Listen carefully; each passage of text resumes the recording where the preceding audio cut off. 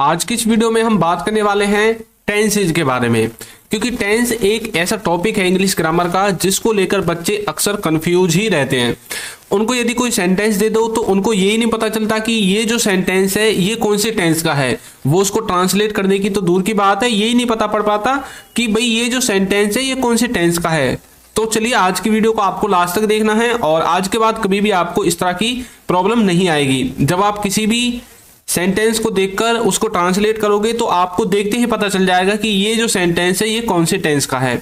अच्छा, यहाँ पर देखिए मैंने एक हिंदी का वाक्य लिखा हुआ है, हम इंग्लिश ग्रामर में टेंसेस सीखेंगे। ठीक है, क्या आपको इसको देखकर पता चल रहा है कि ये जो सेंटेंस है ये कौन से टेंस का है? यदि हाँ तो आप मुझे इसे इंग्लिश में ट्रांसलेट करके बताइए कमेंट करके, और मैं हर एक बच्चे के सेंटेंस को चेक करूंगा कि उसने सही ट्रांसलेट किया है या फिर नहीं किया है। तो चलिए वीडियो में आगे बढ़ते हैं। तो देखिए सबसे पहले तो आपको ये जानने की जरूरत है कि ये जो टेंस है ना इसको हिंदी में हम कहते क्या हैं। इसको हिंदी में हम बोलते हैं काल। काल का मतलब होता है समय। देखिए यहाँ पर हम बेसिक से स्टार्ट करेंगे और इसका जो हाई लेवल होता है, एडवांस लेवल होता है, वहां तक लेकर जाएंगे। तो जब हमें किसी वाक्य का समय पता करना हो तब हमें टेंसेस की जरूरत पड़ती है, या फिर हमें अलग अलग समय में अपने वाक्यों को बताना हो, अपने कामों को बताना हो, वहां पर हमें टेंसेस की जरूरत पड़ती है। अब इसी के बेसिस पर हमारा जो समय है, हमारा जो काल है, टेंसेज हैं, इनको 3 भागों में बांटा गया है, जिसमें से एक है आपका प्रेजेंट जिसे आप बोलते हैं वर्तमान काल, एक है आपका पास्ट जिसे आप बोलते हैं भूतकाल, और एक है आपका फ्यूचर जिसे आप बोलते हैं भविष्य काल। ठीक है, तो 3 भागों में बांटा गया है। अब इसके बाद क्या हुआ कि अब जैसे प्रेजेंट है, प्रेजेंट में भी अलग अलग समय है। एक ऐसा समय हो गया कि भाई जो अभी चल ही रहा है, एक ऐसा हो गया जो खत्म हो चुका है, एक ऐसा हो गया जो पास्ट में शुरू हुआ था लेकिन अभी भी चल ही रहा है। तो प्रेजेंट में भी कई तरह के समय आते हैं, तो उनको देखते हुए यहाँ पर क्या किया गया है कि इन तीनों को अलग से 4 भागों में डिवाइड कर दिया।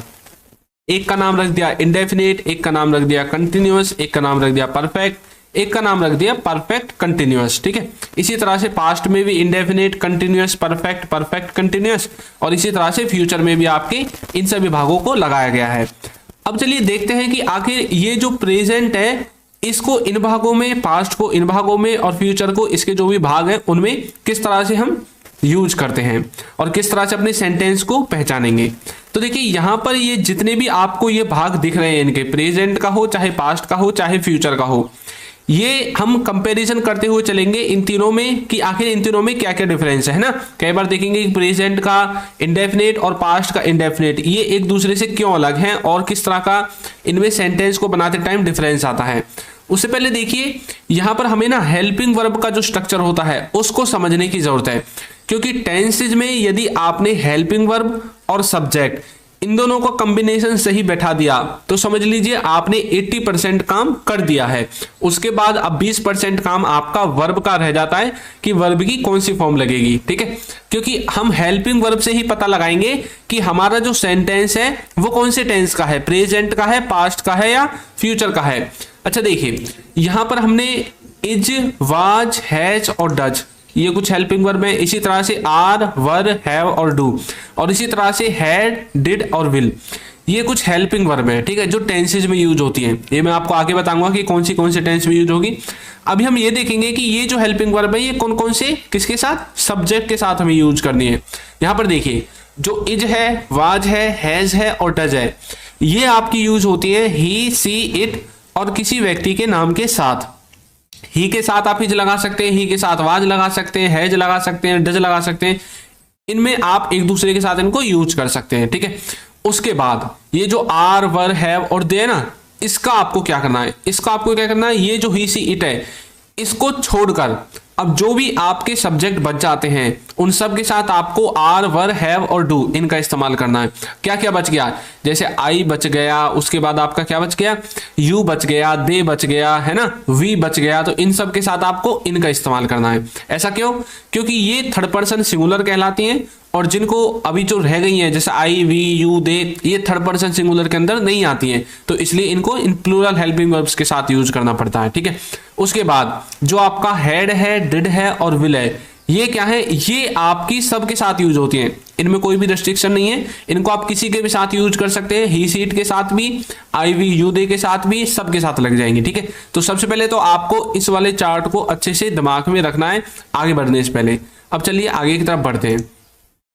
आगे देखिए, यदि अभी तक आपने हमारे कोर्स को ज्वाइन नहीं किया है ना, इसका लिंक आपको नीचे डिस्क्रिप्शन बॉक्स में मिल जाएगा, वहां से जाकर आप इसको ज्वाइन कर सकते हैं। इसमें हमने बेसिक से लेकर एडवांस्ड लेवल तक इंग्लिश ग्रामर को कवर कराया है। इंग्लिश के क्लास नोट्स आपको मिलेंगे और A to Z video lectures, practice quiz, course certificate सब कुछ आपको मिलेगा। लिंक मिलेगा डिस्क्रिप्शन बॉक्स में और इसका जो प्राइस है वो सिर्फ 299 है। ठीक है, वहां से जाकर आप इसको ज्वाइन कर सकते हैं। और कुछ बच्चे बोल रहे थे कि सर हमें ना रिटर्न में ई बुक्स चाहिए, तो इनका लिंक भी आपको नीचे डिस्क्रिप्शन में मिल जाएगा, वहां से जाकर आप ई बुक्स को भी देख सकते हैं। अब चलिए अपने स्टार्ट करते हैं। तो सबसे पहले हम देखेंगे प्रेजेंट टेंस को। अभी हमने देखा था कि प्रेजेंट टेंस को हमने present indefinite, present continuous, present perfect, present perfect continuous, इन 4 भागों में बांटा था, है ना। अब चलिए इनको देखते हैं किस तरह से। अब ये जो 4 भाग है इनको आप पहचानोगे कैसे। देखिए, आपका जो हिंदी वाक्य होगा ना, हिंदी का जो वाक्य होगा आपका, उसमें जो आपके लास्ट में ना आपको इस तरह के वर्ड्स मिलेंगे। यदि आपका इंडेफिनिट है तो कैसे पता चलेगा, उसके लास्ट में आपको मिलेगा ता है, ते है, ती है, इस तरह के वर्ड्स मिलेंगे। लेकिन यदि वो कंटिन्यूअस है तो आपको मिलेगा रहा है, रहे हैं, इस तरह के वर्ड्स मिलेंगे। यदि परफेक्ट है तो मिलेगा चुका है, लिया है, दिया है, या फिर ली है, दी है, इस तरह के वर्ड्स आपको मिलेंगे।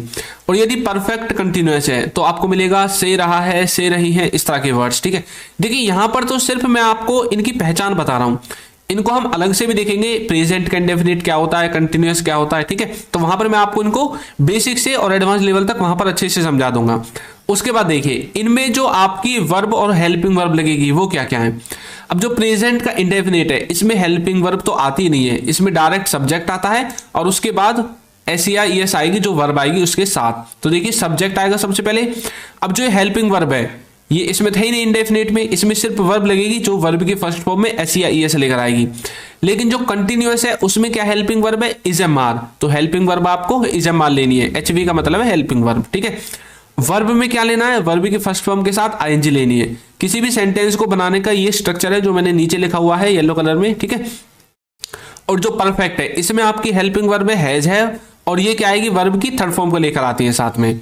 और जो परफेक्ट कंटिन्यूअस है इसमें आपकी हेल्पिंग वर्ब रहेगी हैव के साथ बीन, और वर्ब की फर्स्ट फॉर्म में ING लगेगी और इसमें सिंस फॉर भी आपका लगेगा। ठीक है, ये बात आपको याद रखनी है। अब चलिए आगे देखते हैं। तो देखिए ये मैंने आपको बता दिया था, कोई भी सेंटेंस हो टेंसेज में उनको बनाने का स्ट्रक्चर यही रहेगा।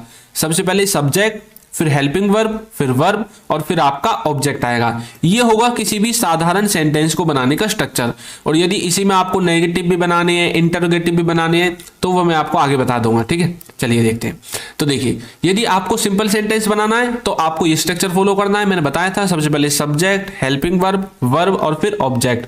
यदि आपको नेगेटिव जो सेंटेंसेज बनाने टेंस में तो आपको क्या करना है, ये जो हेल्पिंग वर्ब है ना इसके बाद डायरेक्ट नॉट लगा देना है। बाकी देखिए सब कुछ सेम है, सबसे पहले सब्जेक्ट, हेल्पिंग वर्ब के बाद नॉट लग गया, वर्ब ऑब्जेक्ट। ठीक है, तो इस तरह से आप बनाओगे। इंटरोगेटिव सेंटेंसेस बनाने के लिए आपको क्या करना है, ये जो हमारी हेल्पिंग वर्ब है ना इसको उठा के सब्जेक्ट से आगे रख देना है। तो देखिए इंटरोगेटिव में हमने क्या किया है, हेल्पिंग वर्ब को सब्जेक्ट से आगे रख दिया, उसके बाद जो भी बच गया वर्ब बच गया, ऑब्जेक्ट बच गया, है ना। नेगेटिव और इंटरोगेटिव, इसमें हमें इंटरोगेटिव भी रखना है और नेगेटिव भी रखना है। तो कैसे पता चलेगा, इसमें आपको हेल्पिंग वर्ब तो आगे रखनी है क्योंकि इंटरोगेटिव में हेल्पिंग वर्ब आगे रखते हैं और नेगेटिव में नॉट लगाते हैं। तो आपको हेल्पिंग वर्ब आगे रखनी है और सब्जेक्ट के बाद नॉट लगा देना है, फिर वर्ब और फिर आपका ऑब्जेक्ट आ जाएगा। ठीक है, इस तरह से आप अलग अलग तरीके से अपनी सेंटेंस को बना सकते हैं। अब चलिए आगे देखते हैं, हमारी जो हेल्पिंग वर्ब अभी हमने देखी थी पीछे, उनको हमें यूज कैसे करना है। तो देखिए, जब आप प्रेजेंट में देखो कि जो आपका, चलिए इस तरह से नहीं दूसरी तरह से इनको पढ़ते हैं। यदि आपको डू डज दिखे, ISMR दिखे और हैज हैव दिखे तो आपको समझ जाना है कि ये जो हेल्पिंग वर्ब है ना ये प्रेजेंट की है। ठीक है, कहीं पर भी आपको डू डज लिखा हुआ दिखाई दे, ISMR दिखाई दे, हैज हैव दिखाई दे तो आपको समझ जाना है कि ये जो हेल्पिंग वर्ब है किसकी है, वर्तमान काल की है, प्रेजेंट की है। और यदि आपको प्रेजेंट में भी पता करना है किसकी है तो प्रेजेंट में डू डज इंडेफिनिट का है, इज एम आर कंटिन्यूअस का हैज हैव परफेक्ट का है। इसी तरह से यदि आपको डिड कहीं पर दिखाई दे, वाज वर दिखाई दे, हैड दिखाई दे, तो आपको क्या करना है, ये किसकी हेल्पिंग वर्ब है, ये है आपकी पास्ट की हेल्पिंग वर्ब। और पास्ट में भी 4 भाग है। डिड आपका लगेगा इंडेफिनेट में, वाज वर लगेगा कंटिन्यूअस में, हैड लगेगा परफेक्ट में। ठीक है, इस तरह से। और यदि आपको फ्यूचर को देखना है कि भाई फ्यूचर में कौन कौन सी हेल्पिंग वर्ब आएंगी, तो फ्यूचर में जो भी हेल्पिंग वर्ब आएंगी सबके साथ विल आएगा। तो ये आसान है पहचानना, इसको आप आसानी से पहचान सकते हैं। विल खाली लगेगा इंडेफिनेट में, विल के साथ बी आएगा कंटिन्यूअस में, विल हैव आएगा आपका परफेक्ट में, फ्यूचर परफेक्ट में। तो इस तरह से आप अलग अलग सेंटेंसेज को बनाएंगे, नेगेटिव हो, इंटरोगेटिव हो, सिंपल हो, कोई भी हो, और हेल्पिंग वर्ब को आप इस तरह से पहचानोगे। अब कभी भी आपको गड़बड़ नहीं करना है कि कभी आप पास्ट में डू डज लगा दो, प्रेजेंट में डिड लगा दो, नहीं। डू डज हमेशा प्रेजेंट में ही आएगा और डिड हमेशा पास्ट में ही आएगा, ये बात आपको याद रखनी है। ठीक है, अब चलिए आगे बढ़ते हैं और प्रेजेंट इंडेफिनेट से अपने टेंसेज की शुरुआत करते हैं। तो देखिए, प्रेजेंट जो इंडेफिनेट है, अभी हमने देखा था कि इसके जो सेंटेंसेज हैं उनके लास्ट में ता है, ते है, ती है, इस तरह के वर्ड्स आते हैं। और इसका जो स्ट्रक्चर है सेंटेंसेज को बनाने का, वो क्या था, सबसे पहले सब्जेक्ट, वर्ब की फर्स्ट फॉर्म, उसमें एस या ईएस आपको लगाना है।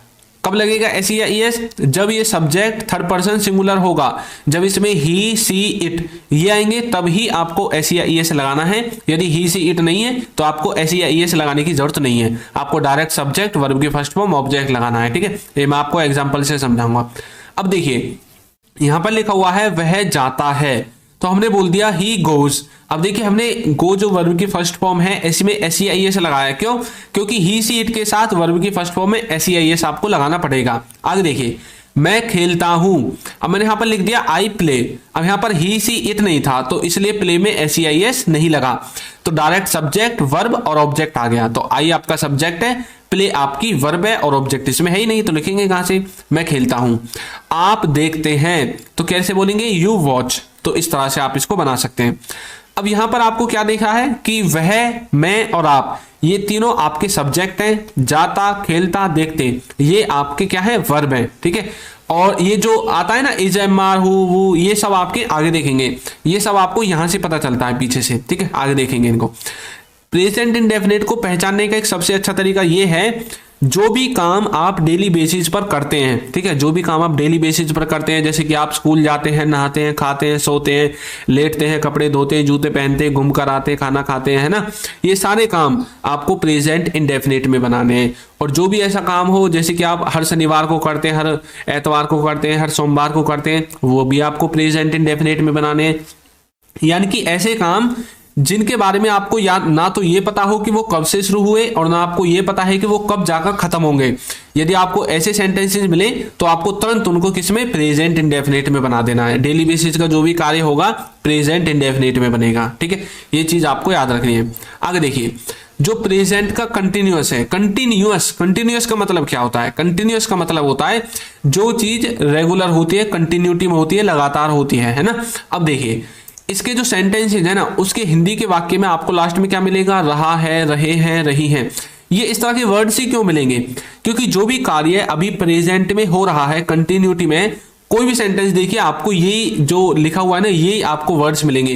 वह खेल रहा है, वो जा रही है, वो पढ़ रहा है, वो सो रहा है, हम खाना खा रहे हैं, वो खेलने जा रहे हैं, वो घूमने जा रहे हैं, वो मतलब टीवी देख रहे हैं। तो कोई भी ऐसा कार्य हो जो कंटिन्यूटी में है, प्रेजेंट में है, तो आप देखेंगे यही वाले वर्ड्स आपको उसके लास्ट में मिलेंगे।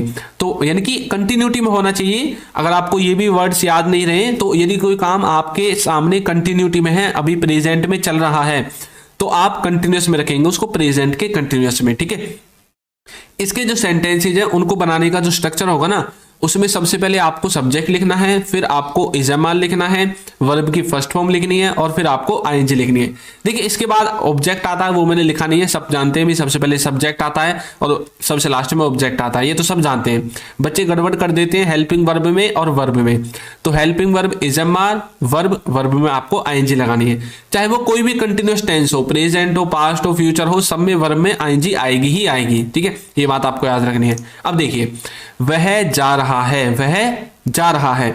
अब देखिए, किसी ने मुझसे पूछा कि भाई तुम्हारा भाई कहाँ है, मैंने बोल दिया भाई वो तो जा रहा है। अब वो पूछे कहाँ जा रहा है, मतलब कंटिन्यूटी में कोई कार्य है उसके जाने का। ठीक है, वो तो दिल्ली जा रहा है, मुंबई जा रहा है, पटना जा रहा है, बिहार जा रहा है, कहीं ना कहीं तो जा ही रहा है। ठीक है, तो हम कैसे बोलेंगे, वह जा रहा है, तो बोलेंगे he is going.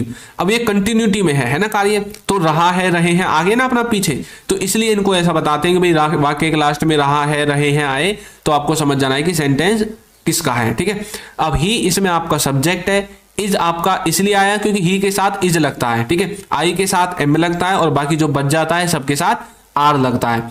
He subject, is आपका हेल्पिंग वर्ब आ गया और गोइंग आपकी वर्ब आ गई, गो में आईएनजी लगाकर। ठीक है, और देखिए मैं खेल रहा हूं, मम्मी ने मुझसे फोन करके पूछा भाई कहाँ हो, क्या कर रहे हो, मैंने बोल दिया मम्मी मैं खेल रहा हूं, मतलब मेरे खेलने का जो काम है वो कंटिन्यूटी में है, मैं थोड़ी बाद में आऊंगा, तो मतलब ये कंटिन्यूअस टेंस में रखा जाएगा प्रेजेंट में। तो कैसे बोलेंगे, I am playing, I subject, am आपकी हेल्पिंग वर्ब है, प्ले में आईएनजी हमने लगा दी है, प्ले वर्ब के फर्स्ट फॉर्म में आईएनजी, प्लेइंग, मैं खेल रहा हूं, प्लेइंग। ठीक है, तो रहा हूं, रहा है, इस तरह के वर्ड से आपको मिलेंगे।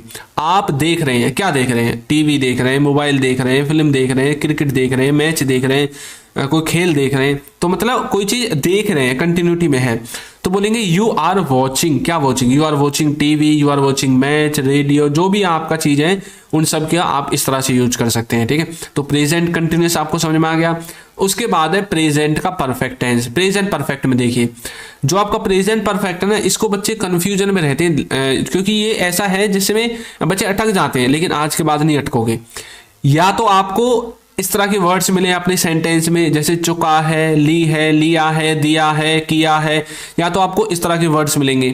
या फिर आपको कैसे पहचानना है, कोई भी ऐसा काम जो प्रेजेंट तक हो गया है, अब जरूरी नहीं है उसमें चुका है ही आए, लिया ही आए, दिया ही आए, प्रेजेंट तक जो भी काम हो गया है और यदि वो प्रेजेंट से संबंधित है, याद रखना वो प्रेजेंट से संबंधित होना चाहिए, वरना काम तो पास्ट में भी जा सकता है ना, वो जो प्रेजेंट में हो गया वो पास्ट में चला जाएगा। लेकिन यदि कोई हमसे ऐसा सवाल पूछे कि वो प्रेजेंट तक संबंधित हो, तब हमें प्रेजेंट परफेक्ट में लिखना है। एग्जांपल से समझेंगे, इसका जो स्ट्रक्चर है उसको देख लीजिए। सबसे पहले सब्जेक्ट आएगा, फिर हैज हैव आएगा, वर्ब की थर्ड फॉर्म आएगी और फिर आपका ऑब्जेक्ट आएगा। देखिए वह जा चुका है, तो बोल देंगे ही हैज गॉन। अब ही आपका सब्जेक्ट है, हैज आपका इसलिए आया क्योंकि ही के साथ हैज आता है और गो की थर्ड फॉर्म गॉन आ गई। वह जा चुका है, ही हैज गॉन। यदि हम इसको ऐसे नहीं बोलकर वह जा चुका है, यदि हमें बोले कि हाँ वो गया है, इसका मतलब क्या है कि वो यहां से चला गया है, खत्म हो गया है काम। अब भी तो यही मतलब है कि वह जा चुका है या फिर वो गया है, वो जा लिया है, मतलब तो ये कहना कि भाई वो यहां से चला गया है। अब हम इसको पहचानेंगे कैसे कि ये सेंटेंस किस में है। अब देखिए किसी ने मुझसे पूछा कि भाई आपका भाई कहां पर है, मैंने बोल दिया वो तो जा चुका, मैंने कि वो जहां भी उसको जाना था, मान लो स्कूल जाना था, ऑफिस जाना था, बाजार जाना था, मार्केट जाना था, भाई वो तो जा चुका है यहाँ से, वो तो निकल लिया, वो तो गया। मैं ऐसे ही तो बोलूंगा ना उससे। अब उसने मुझसे कब के बारे में पूछा, आपको तो बताइए। उसने मुझसे पूछा था आपका भाई कहां पर है, उसने मुझसे पास्ट के बारे में पूछा नहीं, उसने मुझसे फ्यूचर के बारे में पूछा नहीं, उसने मुझसे अभी के बारे में पूछा, प्रेजेंट के बारे में। जब वो मेरे सामने खड़ा था ना, उसने तभी के बारे में पूछा भाई आपका भाई कहां पर है। तो यानी कि उसने प्रेजेंट के बारे में पूछा और उस टाइम तक वो काम खत्म हो चुका था उसको जाने का, वो निकल गया था, है ना। तो मैंने क्या बोला कि भाई वो तो जा चुका है, वो तो यहां से चला गया, तो मतलब प्रेजेंट परफेक्ट में बनेगा। ठीक है, समझ में आ गया।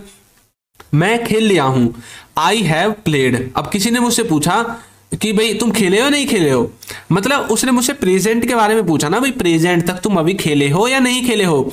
मैंने बोला हाँ मैं खेल लिया हूं, I have played. I subject, I के साथ हैव आता है हेल्पिंग वर्ब में और प्ले की थर्ड फॉर्म प्लेड। मैं खेल लिया हूं, आई हैव प्लेड। यदि मैं इसको ऐसे बोलूं मैं खेल चुका हूं, तब भी ऐसे ही बनेगा, आई हैव प्लेड, है ना। तो आपको क्या बताना है यहां पर, आपको प्रेजेंट तक की बातें बतानी है। प्रेजेंट तक कोई काम परफेक्टली खत्म हो गया है या परफेक्टली शुरू हो गया है। प्रेजेंट तक कोई काम या तो परफेक्टली खत्म है या परफेक्टली शुरू है, वहां पर आपको प्रेजेंट परफेक्ट का इस्तेमाल करना है। यदि आपको ये बात याद ना रहे तो लास्ट में इस तरह के वर्ड्स मिलेंगे, उनसे भी आप पता लगा सकते हैं। आपने किताब ले ली है, दी है, की है, इन सब में भी आप प्रेजेंट परफेक्ट का इस्तेमाल करते हैं। मैंने बोल दिया you have taken the book. You आपका सब्जेक्ट है, हैव आपकी हेल्पिंग वर्ब है, टेक की थर्ड फॉर्म टेकन आ गई, द बुक आपका ऑब्जेक्ट है इसमें। ठीक है, तो you have taken the book, आपने किताब ले ली है। अब मान लीजिए कि भाई मैंने अपने दोस्त को फोन करके बोला था कि भाई मेरे लिए ना एक किताब लेकर आना इंग्लिश ग्रामर की बुक सेलर से। अब मैंने उसको फोन करके पूछा भाई आपने किताब ले ली है नहीं ले ली, मतलब ली है या नहीं ली है, मैंने उससे ऐसे पूछा। अब मैंने उससे कब के बारे में पूछा, अभी के बारे में पूछा ना जब मैंने फोन किया, यार अब तूने वो खरीद भी ली है नहीं खरीदी अब तक। अब तक, प्रेजेंट तक, है ना। तो किस में बोलेंगे? प्रेजेंट परफेक्ट में बोलेंगे। वो बोलेगा हाँ मैंने किताब ले ली है, हाँ ठीक है ना, ऐसे बोलेंगे। तो you have taken the book. इस तरह से आप प्रेजेंट परफेक्ट को समझेंगे। नेक्स्ट आता है प्रेजेंट परफेक्ट कंटिन्यूअस। अब ये जो टेंस है ना, ये क्या है, इसमें परफेक्ट भी होगा और कंटिन्यूअस भी होगा। कोई काम परफेक्टली पास्ट में शुरू हुआ था और अभी भी कंटिन्यूटी में है, इस तरह का भाव देता है ना। तो यदि आपको इसे पहचानना है हिंदी में, तो आपको जो सेंटेंस है ना उनके ऐसे मिलेंगे, उनके लास्ट में वर्ड, किसी समय से कोई किसी काम को कर रहा है, कर रहे हैं, इस तरह से, है ना। तो इसका जो स्ट्रक्चर है वो थोड़ा सा बड़ा है, तो आपको इसे याद कर लेना है। इसमें क्या होगा, आपको स्ट्रक्चर को याद करने का तरीका बता दूं।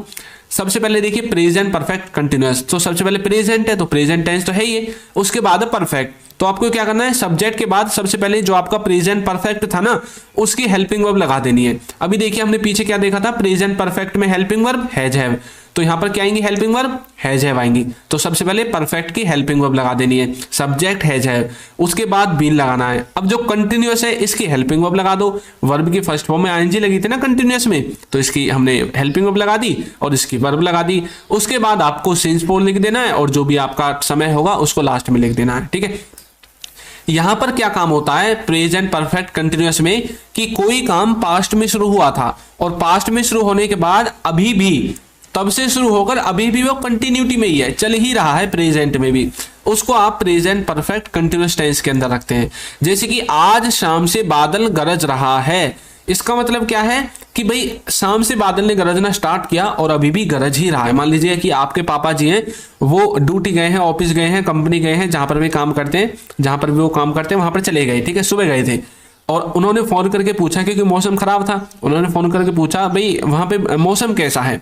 आपने बोला शाम से ही बादल गरज रहे हैं, यानी कि शाम से और अब तक गरज ही रहे हैं, है ना। तो पास्ट में शुरू हुई थी क्रिया, हो सकता है कि अब रात हो गई हो, शाम से गरजने स्टार्ट किया था तो अब रात हो गई है।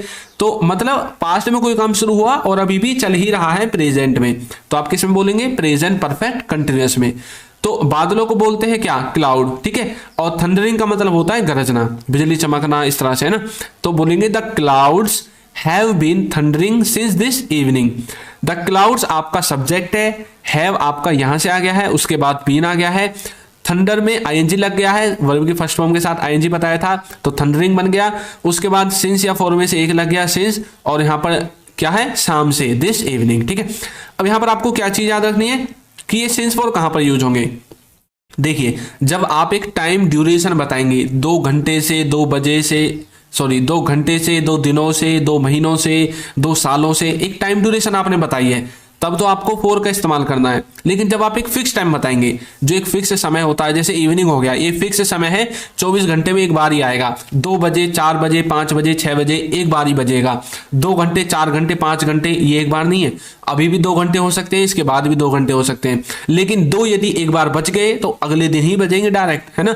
तो इस चीजों को आपको सिंस के साथ रखना है, जो पक्की चीजें हैं, जैसे 2 बजे से, 4 बजे से, 6 बजे से, 2 तारीख से, 2007 से, ये पक्की चीजें हैं, तो इनको सिंस के साथ रखना है। और यदि टाइम ड्यूरेशन बतानी है तो फॉर का इस्तेमाल करना है, ठीक है। आगे देखिए, राहुल 2 घंटे से खेल रहा है।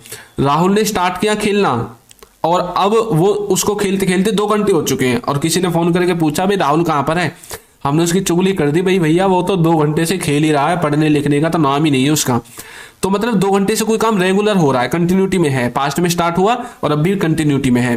तो 2 घंटे से एक टाइम ड्यूरेशन है ना, समय अवधि है, तो इसको हम किससे बोलेंगे, फॉर से। यदि यहां होता है 2 बजे से तो सिंस से बताते हैं ना, तो कैसे बोलेंगे, Rahul has been playing for 2 hours.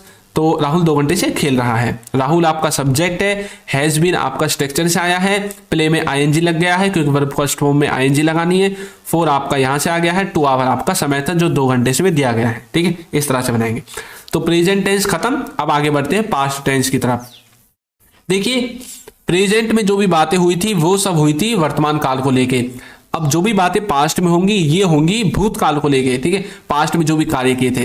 तो जिस तरह से प्रेजेंट को 4 भागों में बांटा था ना, उसी तरह से पास्ट टेंस को भी 4 भागों में बांटा गया है। Past indefinite, past continuous, past perfect और पास्ट परफेक्ट कंटिन्यूअस, ठीक है। अब यहां पर आप इनको पहचानोगे कैसे, इनको पहचानने का तरीका क्या है कि जो पास्ट इंडेफिनिट टेंस है इसके लास्ट में आपको क्या मिलेगा, इसके जो हिंदी के वाक्य होंगे, ली, दी, लिया, दिया, गया, किया, इस तरह के वर्ड्स मिलेंगे। कंटिन्यूअस में रहा था, रहे थे, रही थी, इस तरह के वर्ड्स मिलेंगे। परफेक्ट में चुका था, लिया था, दिया था, लिया था, ली थी, दी थी, इस तरह के वर्ड्स मिलेंगे। परफेक्ट कंटिन्यूअस में से रहा था, से रही थी, इस तरह के वर्ड्स मिलेंगे, है ना।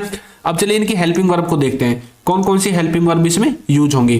तो जो पास्ट का इंडेफिनिट होगा ना, इसमें वर्ब की सेकंड फॉर्म यूज होगी। यही इकलौता एक टेंस है जिसमें वर्ब की सेकंड फॉर्म लगती है। और जो कंटिन्यूअस है, इसमें वाज वर्ब आपकी हेल्पिंग वर्ब रहेगी और वर्ब की फर्स्ट फॉर्म में आईएनजी आपको वर्ब में लगानी है ना। तो सब्जेक्ट ऑब्जेक्ट तो सब लास्ट में होते ही हैं। यहां पर मैंने मेन हेल्पिंग वर्ब और वर्ब को लिखा है जिससे कि आप अच्छे से समझ जाओ। तो कंटिन्यूअस में वाज वर्ब हेल्पिंग वर्ब और वर्ब की फर्स्ट फॉर्म में आईएनजी आपकी वर्ब आएगी। परफेक्ट में हैड आपकी हेल्पिंग वर्ब और वर्ब की थर्ड फॉर्म के साथ आएगी। हैड बीन आपकी हेल्पिंग वर्ब रहेगी परफेक्ट कंटिन्यूअस में और वर्ब की फर्स्ट फॉर्म में आईएनजी आएगी और सिंस फॉर आएगा। ठीक है, ये तो वैसे ही था जैसे हमने प्रेजेंट में देखा था, सिर्फ चेंज क्या हुआ है, हेल्पिंग वर्ब चेंज हुई है, बाकी वर्ब तो सब में सेम है ना। कोई भी टेंस हो, यदि वो परफेक्ट में है, चाहे present perfect, past perfect, future perfect, सब में वर्ब की थर्ड फॉर्म लगती है। कोई भी कंटिन्यूअस हो, वर्ब की फर्स्ट फॉर्म के साथ आईएनजी आएगी। ठीक है, कोई भी परफेक्ट कंटिन्यूअस हो, उसमें भी वर्ब की फर्स्ट फॉर्म में आईएनजी और सिंस फॉर आएगा। ये बात आपको याद रखनी है। अब चलिए आगे देखते हैं और सबसे पहले हम पास्ट इंडेफिनिट को देखेंगे। पास्ट इंडेफिनिट के जो सेंटेंसेस होंगे ना, उनके लास्ट में आपको किस तरह के वर्ड्स मिलेंगे, ता, था या फिर लिया, ली, दी, इस तरह के वर्ड्स मिलते हैं। यदि आपको ये वर्ड्स याद रहते हैं तो ठीक है, वरना मैं आपको ना एक अच्छी मतलब एक समझने वाली बातें बताता हूं। उससे पहले हम एक बार इसके स्ट्रक्चर को देखते हैं। तो इसमें सबसे पहले सब्जेक्ट आएगा, वर्ब की सेकंड फॉर्म आएगी और फिर ऑब्जेक्ट आएगा। ठीक है, अब देखिए कैसे। यहां पर लिखा हुआ है वह जाता था और हमने यहां पर लिख दिया ही वेंट। ठीक है, लेकिन इसी सेंटेंस को हम यूज्ड टू के द्वारा भी तो बना सकते हैं, ही यूज्ड टू गो, है ना। आपने यूज्ड टू तो पढ़ा होगा, कोई काम पास्ट में किया करते थे, तो ये पास्ट का ही तो सेंटेंस है यहां से। तो यदि आप इस तरह से बनाना चाहते हैं तो आसानी से बना सकते हैं, आप इसको यूज्ड टू के द्वारा भी बना सकते हैं। अब देखिए यहां पर आप खेले, मान लीजिए कि मैच हो रहा था। ठीक है, अब मैच में क्या हुआ कि भाई आप वहां पर पहुंचे नहीं थे मैच के टाइम पे और आप घर आ गए और मतलब मैच भी खत्म हो गया और जो मैच के प्लेयर्स थे वो भी घर आ गए। अब आप अपने दोस्त से पूछा, भाई तुम भी खेले थे क्या, मतलब तुम खेले थे क्या। आपने क्या पूछा उससे, आपने उससे पूछा सवाल उस टाइम के बारे में जिस टाइम पर मैच चल रहा था, वो मैच खेलने गए थे, कि जब मैच चल रहा था उस टाइम पर आप खेले या नहीं खेले, मतलब यू प्लेड, तुम खेले। ठीक है, वो बोलेगा हाँ मैं खेला था, तो आप बोलोगे तुम खेले, यू प्लेड। ठीक है, इस तरह से। तो पास्ट के यदि पॉइंट ऑफ टाइम में, किसी पॉइंट ऑफ टाइम में आपको कोई काम को पूछना हो पास्ट के ही, तो तब आपको पास्ट इंडेफिनिट का यूज करना पड़ता है। ठीक है, बाकी आप ये वर्ड्स तो याद कर ही सकते हैं। आपने देखा, you watched, you played, he went, तो सबकी वर्ब की सेकंड फॉर्म इसमें आएगी। ठीक है, इस तरह से आप पास्ट इंडेफिनिट को देख सकते हैं। आगे है पास्ट कंटिन्यूअस। पास्ट कंटिन्यूअस का मतलब होता है कि कोई काम पास्ट में कंटिन्यूटी में था, लगातार चल रहा था, लगातार हो रहा था। इसीलिए तो इसके जो हिंदी के वाक्य हैं उनके लास्ट में आता है रहा था, रहे थे, रही थी, हो रहा था, हो रहे थे, जा रही थी, जा रहा था, कर रहे थे, खा रहे थे, सो रहे थे, पढ़ रहे थे, लिख रहे थे। इसीलिए रहे थे, रहा था, रही थी आता है, पास्ट का कंटिन्यूअस हो गया। ठीक है, स्ट्रक्चर क्या होगा, सबसे पहले सब्जेक्ट आएगा, वर्ब की वाज वर्ब आएगा हेल्पिंग वर्ब के रूप में और वर्ब की फर्स्ट फॉर्म में आईएनजी आपकी वर्ब की आएगी। ठीक है, देखिए वह जा रहा था, तो कैसे बोलेंगे, ही वाज गोइंग। ही आपका सब्जेक्ट है, वाज वर्ब आपका यहां से आ गया, गो में आईएनजी लग गई। ठीक है, ही वाज गोइंग, वह जा रहा था। अब से जब भी आपको वाज वर्ब दिखे, गो दिखे, मतलब गो तो चलो कोई भी आ सकता है, हाँ वर्ब तो कोई भी आ सकती है। यदि आपको वाज वर्ब दिखे और कोई भी वर्ब हो, यदि उसमें आईएनजी लगा हुआ दिखाई दे, तो आपको समझ जाना है पास्ट कंटिन्यूअस है भैया, कोई काम पास्ट में हो रहा था, कंटिन्यूटी में था, उसके बारे में बताया गया है। ठीक है, मैं खेल रहा था, आई वाज प्लेइंग, आप देख रहे थे, यू वर वॉचिंग, आप मूवी देख रहे थे, यू वर वॉचिंग मूवी, आप मतलब कोई शो देख रहे थे, कोई नाटक देख रहे थे, यू वर वॉचिंग नाटक, सीरियल, जो भी आपको लास्ट में लिखना है, क्रिकेट, वो आप लिख सकते हैं। तो पास्ट कंटिन्यूअस आपके समझ में आ गया होगा, पास्ट में कोई काम कंटिन्यूटी में था, या हिंदी के वाक्य में आपको इस तरह के वर्ड्स मिलेंगे। ठीक है, पास्ट परफेक्ट। पास्ट परफेक्ट का मतलब है कोई काम पास्ट में परफेक्टली हो गया था, या तो वो परफेक्टली खत्म हो गया था या परफेक्टली शुरू हो गया था। और यदि आपको वर्ड से पहचानना है तो आपको कैसे वर्ड्स मिलेंगे हिंदी वाक्य के लास्ट में, चुका था, ली थी, लिया था, दिया था, किया था, इस तरह के वर्ड्स मिलेंगे। और जो इसका स्ट्रक्चर होगा उसमें सबसे पहले सब्जेक्ट आएगा, हेड आएगा, वर्ब की थर्ड फॉर्म आएगी और फिर आपका ऑब्जेक्ट आएगा। देखिए वह जा चुका था, तो बोलेंगे he had gone, he had gone.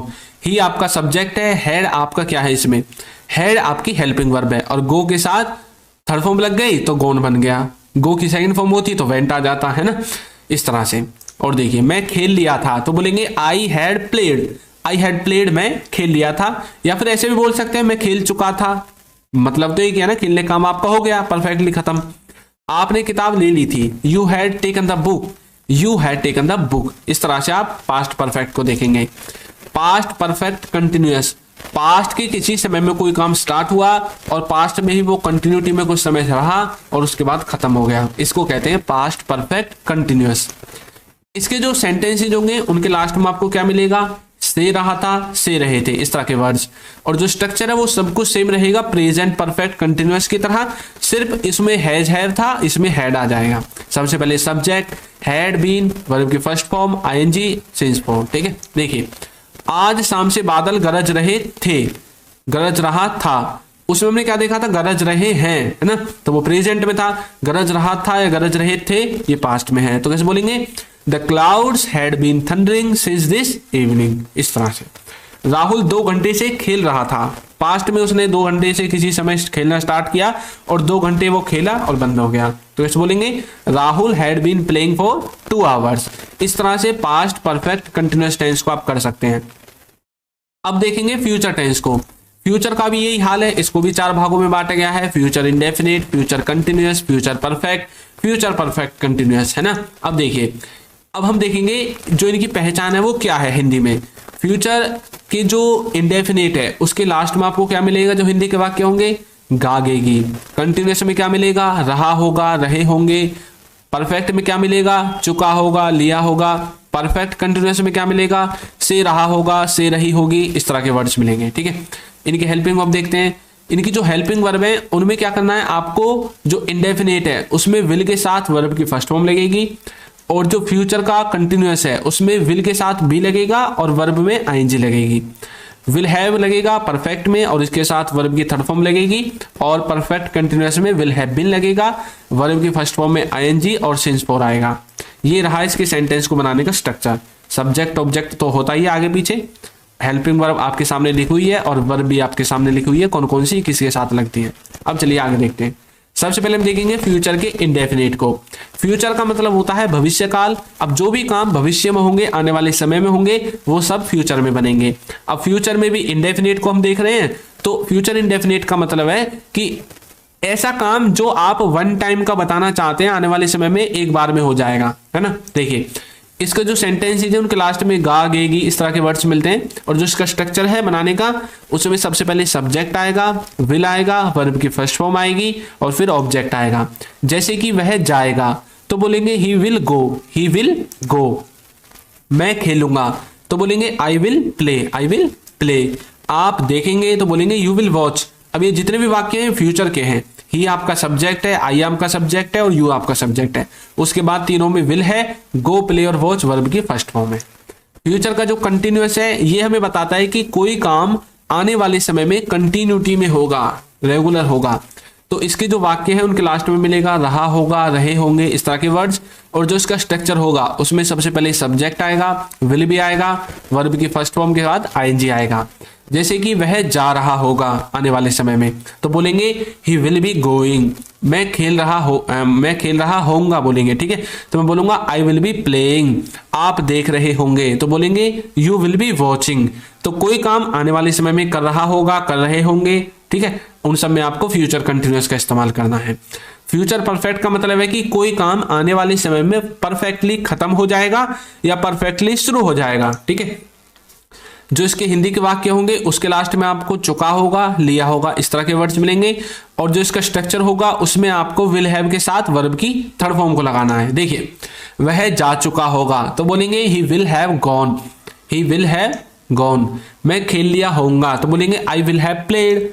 आपने किताब ले ली होगी तो बोलेंगे you will have taken the book, ठीक है। इस तरह से फ्यूचर परफेक्ट को देखेंगे। और फ्यूचर परफेक्ट कंटिन्यूअस का मतलब है कि आने वाले समय में कोई काम स्टार्ट होगा और वो उस टाइम पर कंटिन्यूटी में होगा, ठीक है।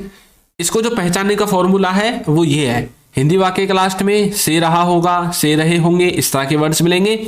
और इंग्लिश का स्ट्रक्चर कुछ इस तरह से रहेगा। अब भैया वीडियो को बनाते बनाते मेरा भी जो है मुंह दुख गया है बोलते बोलते, तो अब वीडियो को जल्दी खत्म करेंगे। तो देखिए सेंटेंस है, शाम से बादल गरज रहे होंगे। तो ये फ्यूचर की बात की जा रही है कि आने वाले समय में बादल गरज रहे होंगे। तो कैसे बोलेंगे? The clouds will have been thundering since evening. अब यहां पर आपको एक बात याद रखनी है, हमने अभी क्या चीज देखी है कि हमने एक जैसे सेंटेंसेस को हर टेंसेस में देखा है, उनका टेंस चेंज करके। ये मैंने इसलिए देखा है कि बाद में आप इनमें कंपैरिजन कर सकें कि अच्छा यही सेंटेंस यदि फ्यूचर में था तो किस तरह से बनाया, पास्ट में था तो किस तरह से बनाया, और प्रेजेंट में था तो किस तरह से बनाया। तो ये बात आपको कंपैरिजन करके देख लेनी है। आप नोट्स तो बनाओगे ही ना, नोट्स जरूर बना लेना। राहुल 2 घंटे से खेल रहा होगा। तो बोलेंगे Rahul will have been playing for 2 hours.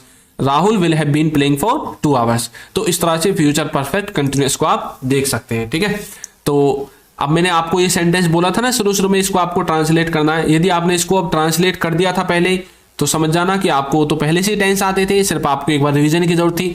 यदि आप नहीं आता था आपको उस टाइम पर और अब आपने टेंसेस को देख लिया है, तो अब आपको देखना है कि ये जो सेंटेंस मैंने बोला था ये कौन से टेंस का है, और आपको इसे क्या करना है, ट्रांसलेट करके इंग्लिश में मुझे बताना है। ठीक है, तो इसे कमेंट करके बताना है कमेंट बॉक्स में।